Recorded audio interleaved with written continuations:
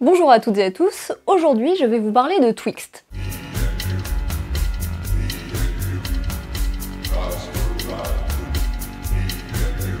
Si jamais vous vous apprêtiez déjà à écrire un jeu de mots pété en commentaire pour faire référence à une double barre chocolatée, laissez-moi vous dire que vous n'êtes pas originaux et qu'il n'est pas trop tard pour renoncer. Twixt, c'est le dernier film en date de Francis Ford Coppola qu'il a réalisé en 2012.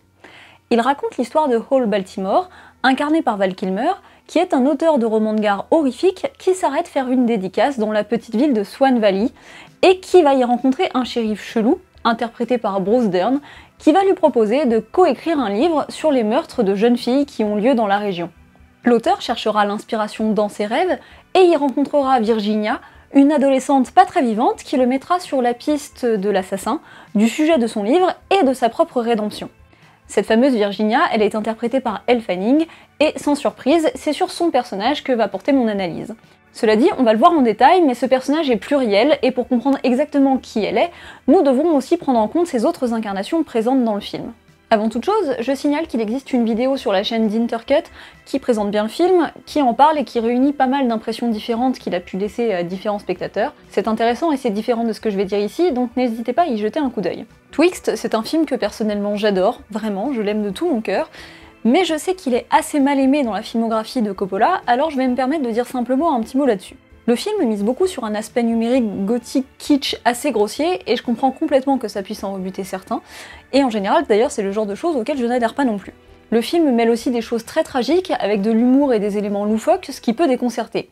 The fog on the lake reminded me of my first wife. It dissipated with time.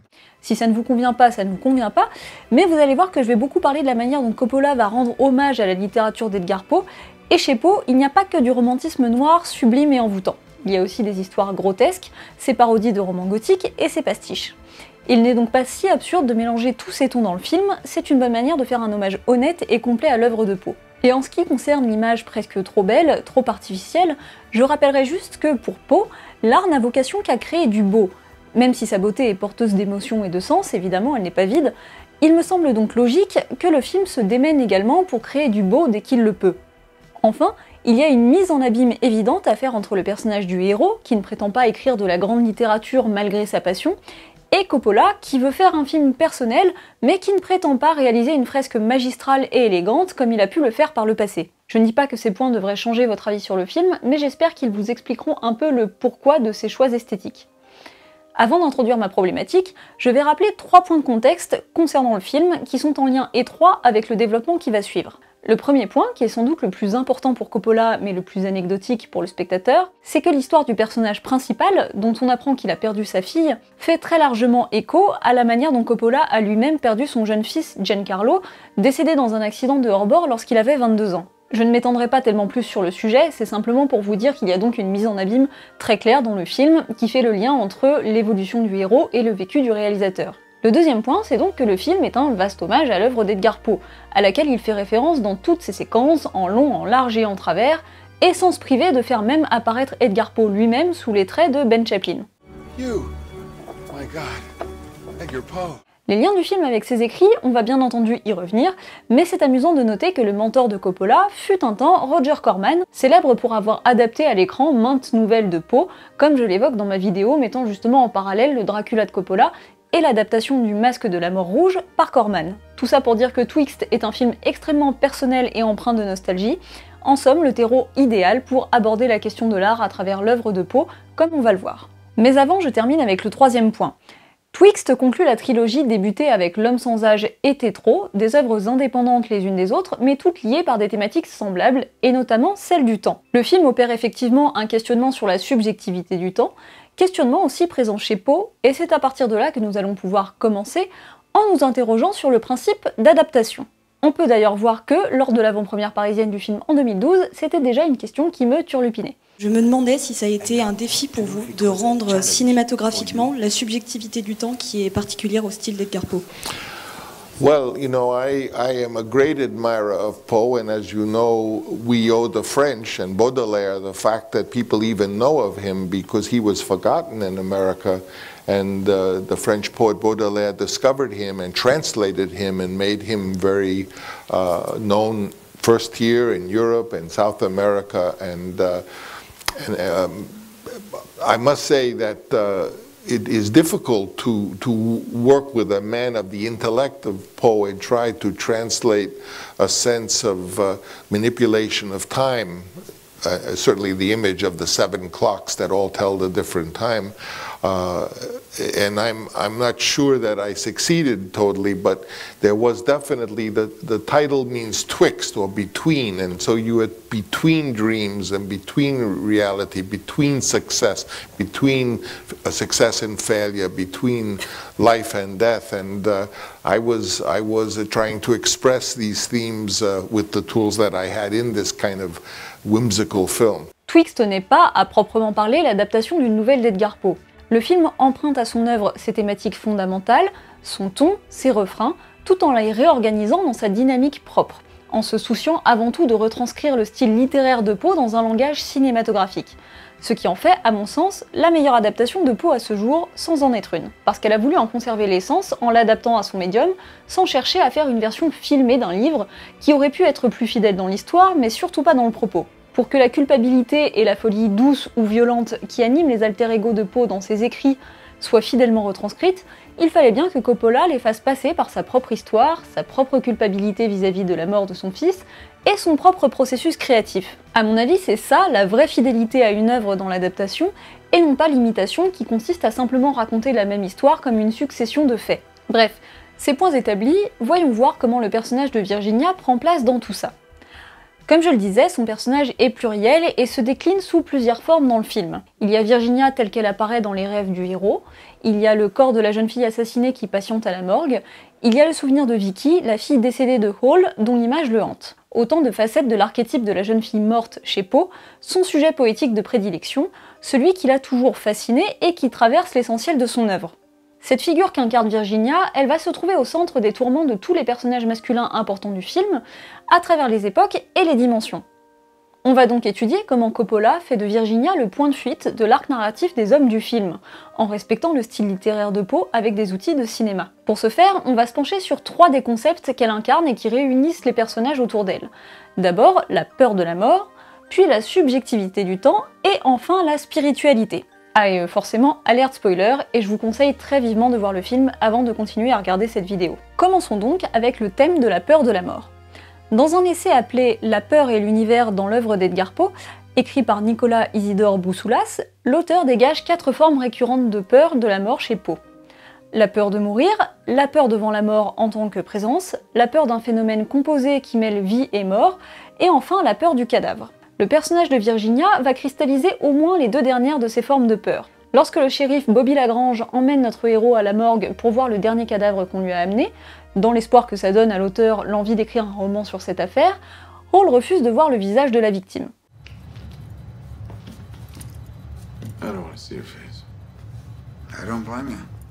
Cette scène donne le ton.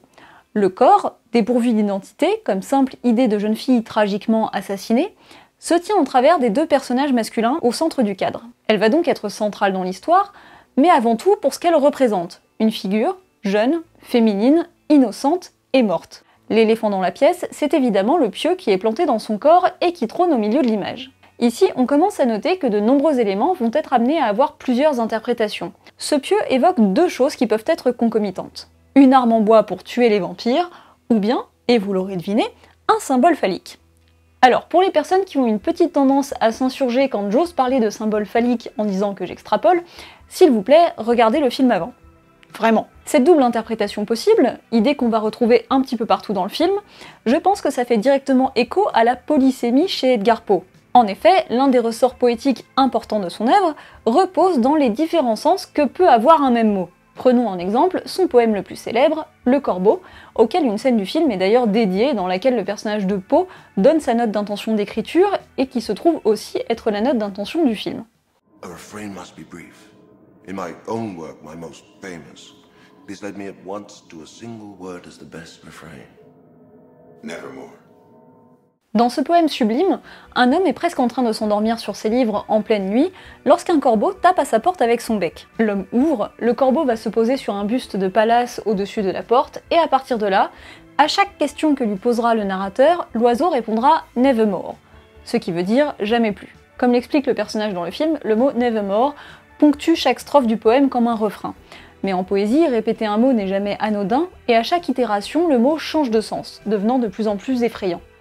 Il commence par être le nom supposé du corbeau, ce qui amuse le narrateur, puis devient l'idée que le corbeau ne partira plus jamais de la pièce, puis devient l'idée que le narrateur ne retrouvera jamais son amour perdu, ni dans la vie ni dans la mort, et enfin l'idée qu'il restera prisonnier pour toujours de sa folie provoquée par sa douleur et sa conversation avec le corbeau. Alors avec tout ça, je m'éloigne de cette histoire de pieux à double sens, mais c'est pour établir que la polysémie est un élément clé du style de Poe, et que, comme c'est le cas dans cette scène, la pluralité du sens des éléments visuels est un élément clé de la mise en scène du film. Mais revenons à cette histoire de peur de la mort et de peur du cadavre. Car cette figure de jeune fille morte, elle aussi, elle a plusieurs sens. Elle peut rappeler la mort de Vicky, la fille de Hall, comme c'est montré dans la scène du beffroi, ou la mort de Virginia, la jeune fille du rêve, telle que c'est montré dans la dernière séquence. Le premier sens, celui de Vicky, représente la culpabilité de Hall en sa qualité de père, et le deuxième sens, celui de Virginia, représente la possibilité de rédemption de Hall en sa qualité d'écrivain. Les deux étapes étant intrinsèquement liées et l'une n'allant pas sans l'autre. Les deux corps sont présentés avec la même légère plongée, plus ou moins la même orientation, et le même glissement du drap comme une action de dévoilement, car le cadavre représente dans le cas de Vicky ce que Hall ne veut pas s'avouer, et dans le cas de Virginia, la conclusion qu'il ne parvient pas à atteindre. Chez Poe, c'est très souvent le fait d'emmurer une victime morte ou vive qui va symboliser le refoulé, la peur de notre part sombre que l'on veut cacher, enfouir et qui n'en ressortira que de manière plus spectaculaire et terrible. Ici, le refoulé se cache donc avant tout sous ce drap mortuaire. J'ai également dit que dans son essai, Nicolas Isidore Boussoulas parle de peur du phénomène composé de mort et de vie, c'est-à-dire d'apparitions étranges et dérangeantes en ce qu'elles transgressent les lois de la nature, des figures mortes présentant des éléments de vie ou l'inverse. Il prend notamment en exemple la scène des aventures d'Arthur Gordon Pym, dans laquelle les naufragés pensent voir un homme qui leur sourit et leur faire signe depuis un bateau, lorsqu'il s'agit en fait d'un cadavre dont les dents sont découvertes parce qu'il n'a plus de lèvres et qui bouge sous l'impulsion de la mouette qui est en train de lui dévorer le dos. Accessoirement, c'est une scène terrifiante, alors si vous voulez voir plus précisément de quoi parle Nicolas Isidore Boussoulas quand il parle de peur de la mort comme phénomène composé, allez donc lire les aventures d'Arthur Gordon Pym. Bref, ici c'est tout simplement représenté par le fait que les deux cadavres ouvrent les yeux et prennent la parole. Help me, Daddy. Pour revenir un instant sur la polysémie au sujet de ces deux interprétations d'un même cadavre, notons que dans la scène où Hall rencontre Virginia pour la première fois en rêve, elle lui dit qu'on la surnomme Vampira, mais qu'elle s'appelle Virginia et qu'il peut l'appeler par son initiale, V, ce qui correspond aussi à l'initiale du nom de sa fille, Vicky. C'est donc le V qui recouvre plusieurs sens, plusieurs personnes ou plusieurs interprétations d'une même personne. They call me Vampira because of these teeth. But you can call me V. V, that's nice. What's your real name? Virginia. Dans la scène du beffroi, où le corps a le visage de Vicky, il parle avec la voix de Virginia, ce qui rassemble deux entités en une. Come with us, Daddy. Help me, Daddy. Suite à la première scène de la morgue, où le visage de la victime est resté caché, on enchaîne avec une scène où le héros contemple une photo de sa fille, et où on comprend vite qu'il lui est sans doute arrivé quelque chose. La proximité des deux scènes et l'isolation du visage de Vicky par le cadre de la photo répondant exactement à l'information qui nous manquait dans la scène de la morgue, fait que l'on associe automatiquement l'idée de jeune fille morte à Vicky. Un autre élément qui symbolise la peur de la mort et qui est associé à Virginia, c'est l'eau. À deux reprises, l'image de Virginia apparaît dans l'eau. La deuxième fois, elle est suivie de l'image de Vicky et de la scène de sa mort. Dans un premier temps, le bateau responsable de la mort de Vicky passe sur la gorge de Virginia, comme pour préfigurer le câble tendu entre les deux hors-bord qui blessera mortellement Vicky à la gorge. Encore une fois, les deux jeunes femmes n'en incarnent réellement qu'une, l'une étant la fille réelle de Hall et l'autre étant sa création poétique. L'eau est donc le lieu de la mort, ou l'élément qui raconte la mort, étendu dans le cadre comme un écran de cinéma face aux personnages qui nous font dos.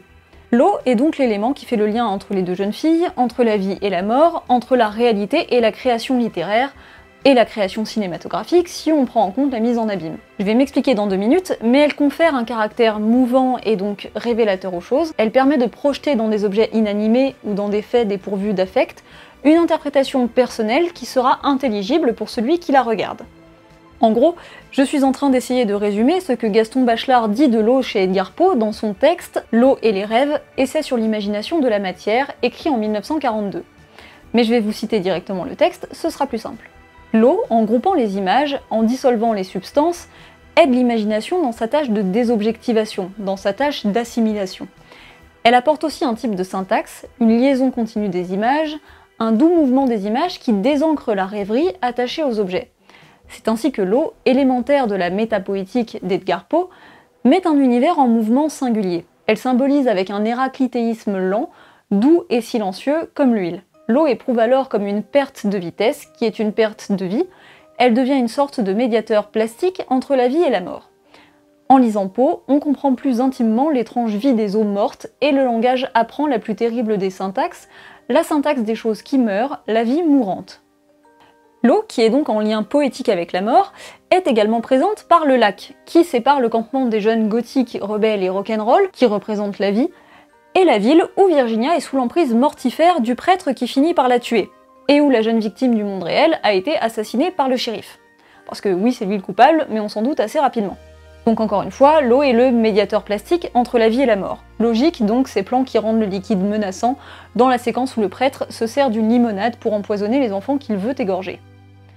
Pour faire référence directement au texte de Poe, je prendrai pour exemple le magnifique poème Annabel Lee, dans lequel le narrateur raconte que lui et une jeune femme filaient le parfait amour dans un royaume près de la mer, jusqu'au jour où elle tomba malade et mourut, drame à la suite duquel le narrateur se retrouve encore une fois plongé dans la spirale infernale du souvenir de son amour perdu, et imagine chaque nuit qu'il va dormir près d'elle dans sa tombe au bord de la mer. Tout comme dans Le Corbeau, où le nom de la jeune femme morte, Lénore, rime avec le refrain « Nevermore », ici, Annabel Lee va rimer tout au long du poème avec le mot « si », donc la mer. Les autres mots qui rimeront avec seront aussi « me », donc « moi », et « oui », qui veut dire « nous ». Donc cette rime crée un constant mouvement de va-et-vient entre ces termes qui se répètent, comme le mouvement inlassable d'une marée qui finit par engloutir cette histoire d'amour et ses protagonistes. L'eau à ce moment-là est effectivement intimement liée à la mort et à la manière dont le narrateur la reçoit. Mais si ça vous intéresse, l'œuvre qui est beaucoup citée pour parler de l'eau chez Edgar Poe, c'est encore une fois les aventures d'Arthur Gordon Pym, puisque l'essentiel du roman se passe en mer. Bon, fort bien, on a vu comment Virginia incarnait la peur de la mort ressentie par le héros, et à travers quels éléments et quels procédés. Mais pourquoi cette peur de la mort ? L'histoire montre que Hall ne craint pas sa propre mort, il craint de faire face à la mort de ses jeunes filles, il a peur de ce que veut dire cette mort. Comme on le disait, ce corps sous le drap dont on craint le dévoilement représente le refoulé des personnages masculins, car ils sont en fait responsables de la mort de ces jeunes femmes, à des degrés différents. Hall estime qu'il aurait pu empêcher la mort de sa fille, le shérif a assassiné la jeune inconnue, le prêtre a assassiné Virginia, et Edgar Poe est toujours hanté par la mort de sa femme, bien que lui n'en soit pas responsable. Encore un point de contexte important, le personnage de Virginia fait évidemment référence à la véritable femme d'Edgar Poe, sa cousine Virginia Clem, âgée de 13 ans lors de leur mariage. You're about 13? Yeah, I'm 12, but I look older because I'm tall. Le personnage de Poe énumère les différentes représentations de spectres féminins présents dans ses poèmes et ses nouvelles, en disant qu'ils sont tous des évocations de sa femme, elle-même morte de maladie extrêmement jeune. She was my young cousin, my beloved wife. Her name was Virginia, but I gave her many names. Lenore, Berenice, the Lady Lightyear, Madeline Usher, Annabel Lee, Eleonora.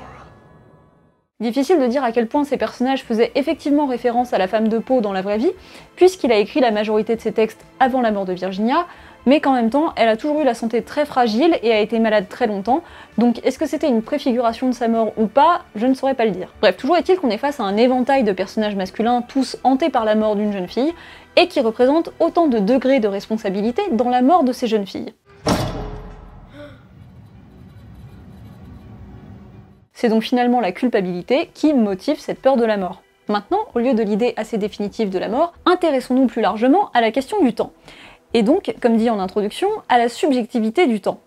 c'est-à-dire un temps qui n'est pas forcément linéaire, qui est ressenti différemment par chacun, qui ne correspond pas forcément au mouvement répété d'une aiguille sur un cadran. Dans sa nouvelle Le diable dans le beffroi, Poe décrit un petit village absurde, pareil à une montre, avec ses 60 maisons identiques disposées en cercle, dont les habitants vivent tous exactement la même vie, uniquement rythmés par le suivi des heures qui passent et qui sont inlassablement marqués par les cloches du beffroi qui trônent au centre du village.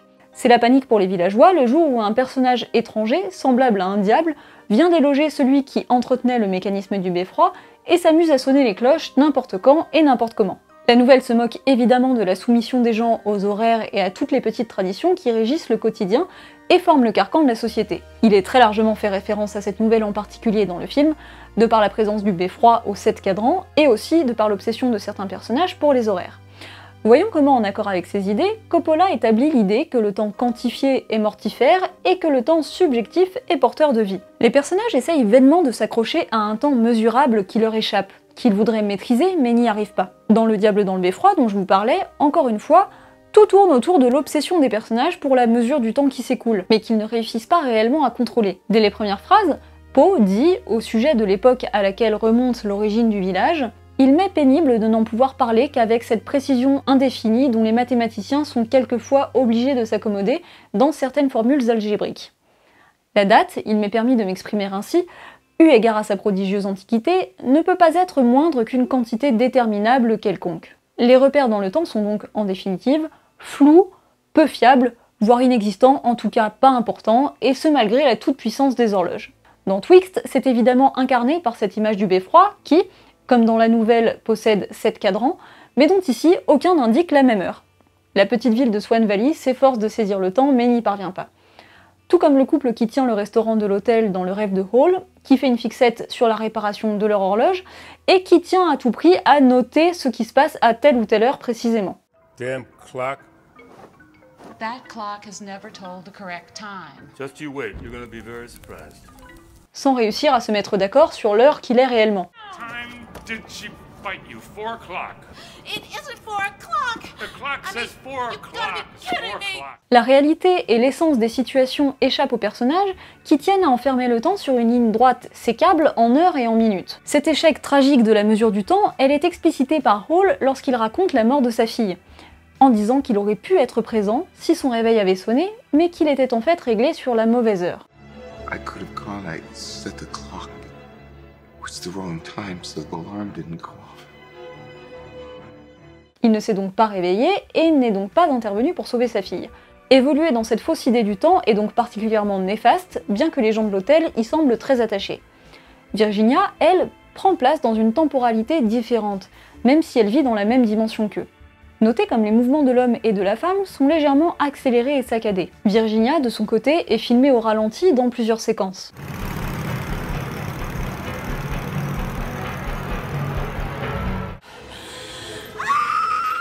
Lors de son premier dialogue avec Hall, la jeune fille donne plusieurs clés sur cette subjectivité du temps.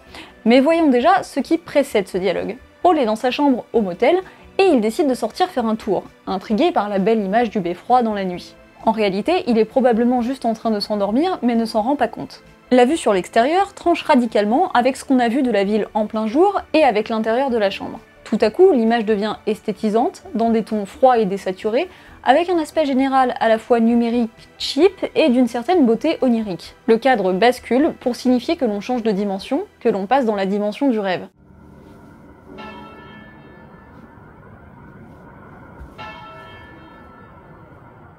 Au cours de sa promenade, Hall passe devant la porte du caveau dans lequel, selon l'histoire qu'il concevra plus tard dans sa tête, Virginia a été emmurée par le prêtre. Mais ça, il ne le sait pas encore.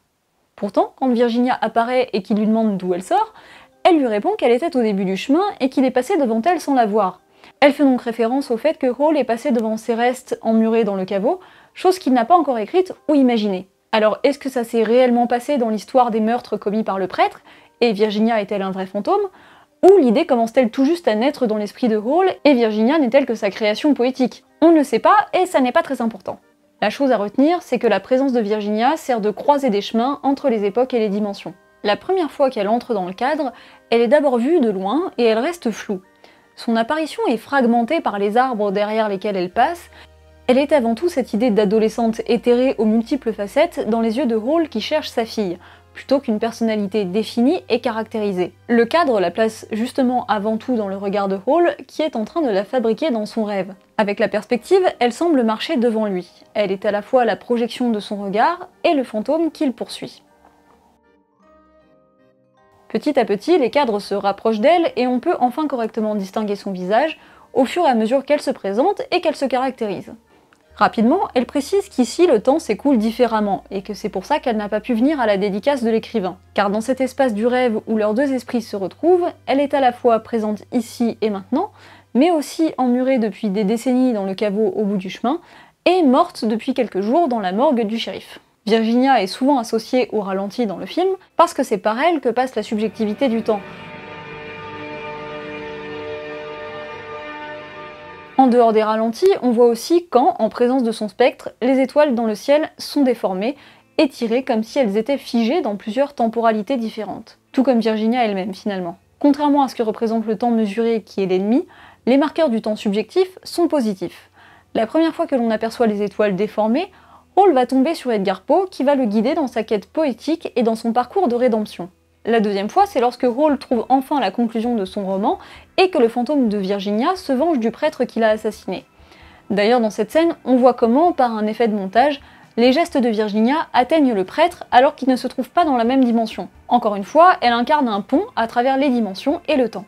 En parlant des étoiles étirées, il y a aussi un paysage déformé par un jeu sur la vitesse et le ralenti, lorsque Flamingo sauve temporairement Virginia des griffes du prêtre.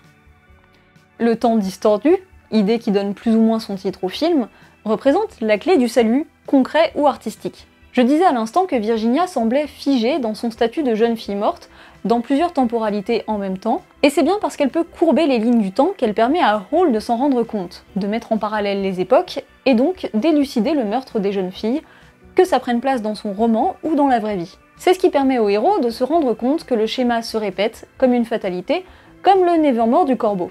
Mais quel schéma au juste? De quelle boucle poétique et tragique sont prisonniers les personnages?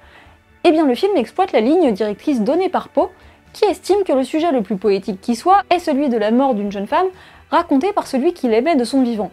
Car rien n'est plus vertigineux que la beauté mêlée à la mort. When it most loosely alludes itself to beauty. Mais c'est là que le film va, à travers le personnage de Virginia, explorer différents embranchements de cette thématique. Edgar Poe parle de raconter la mort de la jeune fille par la bouche de celui qu'il a aimé. Mais il y a ici différentes morts et différentes façons d'aimer qui sont représentées. Il y a la version des deux assassins, le prêtre et le shérif, qui concevaient pour ces très jeunes filles une attirance malsaine et sexuelle qui les rendait fous, et qui les a conduits tous les deux à tuer l'objet de leur désir et à se pendre ensuite. Il y a aussi la version du personnage de Poe, qui l'explicite, un amour amoureux, si j'ose dire, pour sa femme. Alors c'est sûr qu'aujourd'hui c'est inconcevable d'épouser sa cousine de 13 ans, heureusement, mais ce que j'ai trouvé sur la vie de Poe tend plutôt à dire que leur mariage n'a probablement jamais été consommé et qu'il vouait à sa femme un amour spirituel jamais concrétisé physiquement, tel que cet amour est décrit dans ses poèmes et ses nouvelles. I loved her, not as the living and breathing Virginia, but as the Virginia of a dream. Enfin, il y a l'amour paternel, celui de Hall pour sa fille. On a donc une attirance charnelle, un amour spirituel et un amour paternel. À ces différents amours correspondent différentes morts et différentes culpabilités ressenties par les personnages. En tous les cas, le dénominateur commun de ces parcours qui se répètent sans être semblables, c'est la jeune fille morte incarnée par Virginia. J'en reviens donc à ma problématique, elle est le point de fuite des arcs narratifs des personnages masculins. Attaquons-nous alors à la dernière partie de cette analyse, et notamment en nous penchant sur la thématique de la spiritualité. Dit comme ça, c'est très général, alors pour savoir exactement où on va, je vais rappeler les deux définitions du mot spirituel qui m'intéressent ici. Deux définitions prises sur le site du Centre national des ressources textuelles et lexicales, tout simplement. La première, spirituel, qui se situe au niveau de l'âme, de l'esprit, de la vie psychique, sans rien de sensuel, qui a rapport à la vie intérieure de l'âme, dégagée des sens, aux fonctions supérieures de l'esprit. Et la deuxième, la version religieuse, spirituelle, qui n'appartient pas au monde physique mais au monde de l'esprit, de l'âme, à la vie religieuse, au domaine moral distinct des réalités du monde sensible et de la vie pratique. En effet, pour Poe, l'art a vocation à créer du beau qui élèvera l'âme de celui ou celle qui le reçoit, lui fera sentir Dieu dans le monde qui l'entoure. L'art suscite une expérience spirituelle. Mais avant d'en arriver à de telles considérations, revenons à cette idée de représentation de Virginia comme carrefour des perspectives poétiques du film. Dans un premier temps, étudions les surcadrages dont bénéficie Virginia. Rappelez-vous quand je disais, sans doute pour la millième fois sur cette chaîne, que chez Poe, le fait d'emmurer les gens morts ou vifs symbolise le désir du meurtrier d'enfouir et de dissimuler sa part sombre, la preuve de sa folie, de sa culpabilité, ce qui lui fait honte. Eh bien Virginia, dans son rôle de victime de meurtre, va bien évidemment représenter ça. Bon, alors déjà tout simplement dans la scène où elle se fait emmurer, forcément. Il y a ce surcadrage de son œil lorsque la dernière brique est posée et que son destin est scellé. Isoler son regard, ça renforce l'empathie, ça rend l'acte plus odieux, la scène plus tragique. Elle a, à ce moment-là, le regard de toutes les jeunes filles mortes du film qui ont perdu la vie sous l'impulsion d'un homme. Mais voyons aussi les deux moments où elle apparaît dans un surcadrage vertical. Lors de la scène du premier rêve de Hall, lorsqu'il est au restaurant de l'hôtel, Virginia refuse d'entrer et elle n'y est de toute manière pas la bienvenue. Elle vient écouter la chanson derrière la vitre et on la voit bouger au ralenti dans l'embrasure que représente ce morceau de fenêtre. Elle est ce qui se cache derrière, ce qu'on devine, ce qu'on pense apercevoir. Elle disparaît quasiment derrière son initiale, encore une fois pour associer à cette figure de secret enfoui qu'elle représente, aussi bien Virginia que Vicky ou que la victime de la morgue. On a un surcadrage vertical semblable dans la scène du caveau vers la fin du film. Le champ contre champ entre Virginia et les deux hommes fonctionne en miroir. D'un côté, dans le centre de l'image déterminé par les deux personnages, on a la brèche dans le mur qui cachait le corps de Virginia. En face, dans un cadre déterminé par l'embrasure de la porte, on a Virginia tout court. Encore une fois, elle fait le pont entre deux temporalités. À ce moment-là, elle est à la fois en attente que le mur tombe et à la fois déjà sortie de sa prison. A priori, plus morte que vive, mais en tout cas, comme un refoulé qui s'est libéré, maintenant que son meurtrier est connu et que Hall approche du moment où il savoura la culpabilité qu'il ressent vis-à-vis de la mort de sa fille. Sans être un surcadrage à proprement parler, on a un peu le même procédé avec les différentes photos qui apparaissent à l'écran et qui représentent Virginia ou Vicky. Il s'agit de fixer leur image de jeune fille que la mort a rendue éternelle. Peut-être connaissez-vous le célèbre poème de Mallarmé appelé Le tombeau d'Edgar Poe, écrit pour rendre hommage à l'auteur par celui qui a traduit l'essentiel de sa poésie. Le premier vers est le plus connu et il dit « Tel qu'en lui-même enfin l'éternité le change ». L'idée est que, une fois que Poe est mort, ce qu'il a été est devenu fini, immuable, il ne peut plus évoluer et il est enfin devenu le Edgar Poe complet, celui qu'il a toujours eu vocation à être. Bon, là ça concerne Poe, mais ça fonctionne à peu près pour tout le monde. Eh bien c'est la même idée que traduisent les photos dans le film. Elles sont cette image capturée et définitive de ces jeunes filles dont le spectre devient immuable parce qu'elles sont mortes. On va transformer leur image en icône et de ce fait aller vers une connotation religieuse de leur représentation.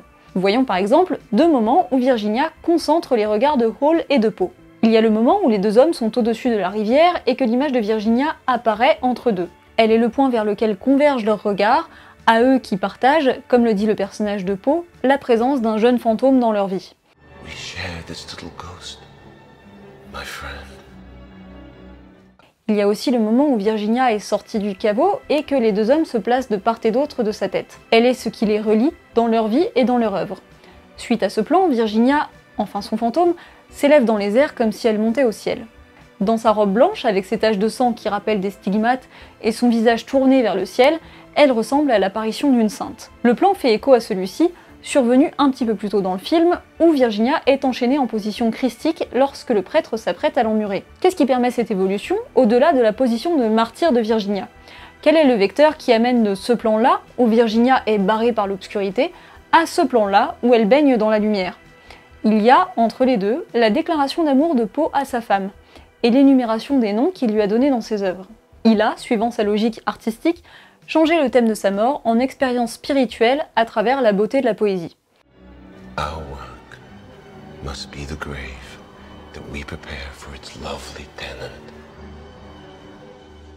C'est ce qui justifie la religiosité de ce plan, le caractère esthétisant des images de manière générale dans le film, et le fait que dans le dernier rêve de Hall, pendant lequel il écrit le dénouement de son livre, lorsque le prêtre demande à Dieu de le châtier, ce sont les coups de Virginia qu'il reçoit.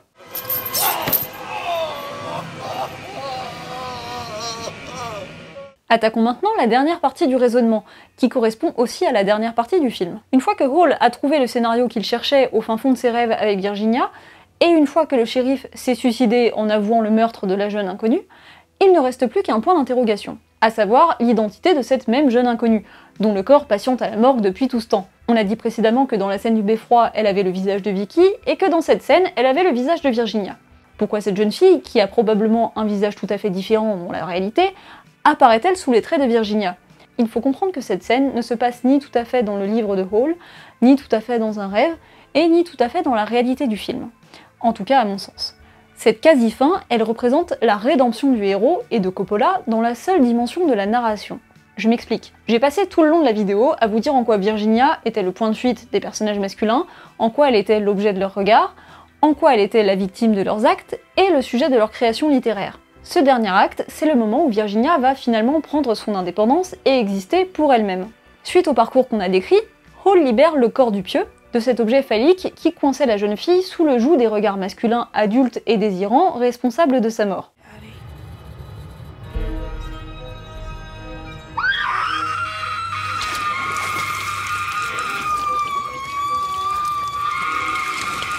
Couverte de sang, il ne reste plus grand chose de ses précédentes tenues immaculées qui la rendaient pure et virginale. La peau enfin colorée et du rouge plein les vêtements, elle ne baigne plus dans une lumière spectrale, mais est éclairée par la lumière d'une lampe bien présente dans le cadre.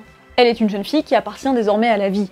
Elle n'a plus l'image d'une icône sainte, qui lui était essentiellement conférée parce que les hommes avaient fait d'elle. Elle est libérée des images qu'ils projetaient sur elle. Revenons une dernière fois sur le principe de polysémie pour comparer ces deux plans. Au début, Virginia se plaint qu'on l'appelle Vampira à cause de ses grandes dents. Maintenant, elle devient un véritable vampire grâce à ses canines pointues, toutes belles, toutes neuves. On passe encore une fois de sa soumission à la projection qu'autrui faisait sur elle à sa prise de pouvoir et d'indépendance. You scared of me yet? What? Yes.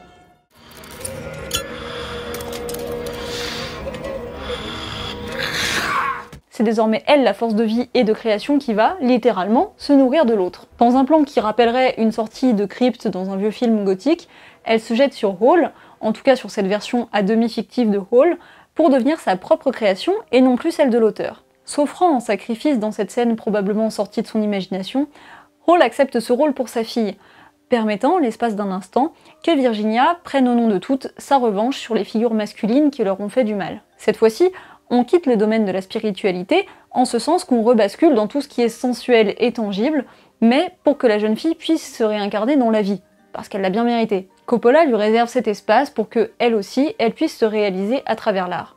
Et suite à ça, rassurez-vous, Hall n'est en fait pas mort et il rend son roman à son éditeur qui est bien content. J'arrive au bout de ma démonstration, le but ayant été de vous montrer un peu en quoi ce personnage de Virginia est un personnage finalement multiple qui en représente beaucoup d'autres, aussi bien au sein du film qu'au sein de l'œuvre et de la vie de Poe, et qui concentre, de par l'archétype de la jeune fille morte qu'elle incarne, les trajectoires des hommes qui l'entourent et qui sont, à différents degrés, des acteurs de sa mort. Montrer en quoi elle cristallise la peur de la mort, la subjectivité du temps et l'expérience spirituelle de l'art selon les règles établies par Edgar Poe, c'est aussi pour essayer de déterminer l'essence d'une bonne adaptation cinématographique. Ici, tout Edgar Poe est représenté à l'écran, sa personne et son œuvre à travers un nombre incalculable de références, mais ce qui le rend réellement présent dans le film, c'est la manière dont Coppola a respecté ses directives poétiques en les adaptant aux outils du cinéma. C'est, à mon sens, la meilleure manière d'adapter un auteur, la seule manière de lui être réellement fidèle, même si vous ne respectez pas tout à fait ses histoires. J'aime aussi énormément que Coppola ait pensé à donner toute cette importance au personnage de Virginia, puisque comme on l'aura plus ou moins senti au cours de la démonstration, la figure de la jeune fille mourante ou morte chez Poe est toujours uniquement le support des rêveries du narrateur, et pourtant elle est souvent énigmatique et fascinante, donc je trouve ça très fort d'avoir réussi à respecter ça tout en la rendant réellement actrice de l'histoire. Et puis voir des vampires chez Coppola, évidemment, ça fait toujours plaisir. Bon, cette vidéo est déjà assez longue, je vais pas la faire durer plus longtemps, mais en tout cas, ça m'a vraiment passionné de la faire. J'aime particulièrement ce film, particulièrement les choses qu'il aborde, les choses qu'il dit, la manière dont il les dit, et j'ai adoré travailler dessus, donc j'espère très fort que ça vous aura plu, et que j'aurai réussi à vous communiquer un petit peu de mon amour pour lui. Bref, si jamais c'est le cas, n'hésitez pas à m'en faire part, et je vous dis à très bientôt pour la prochaine vidéo.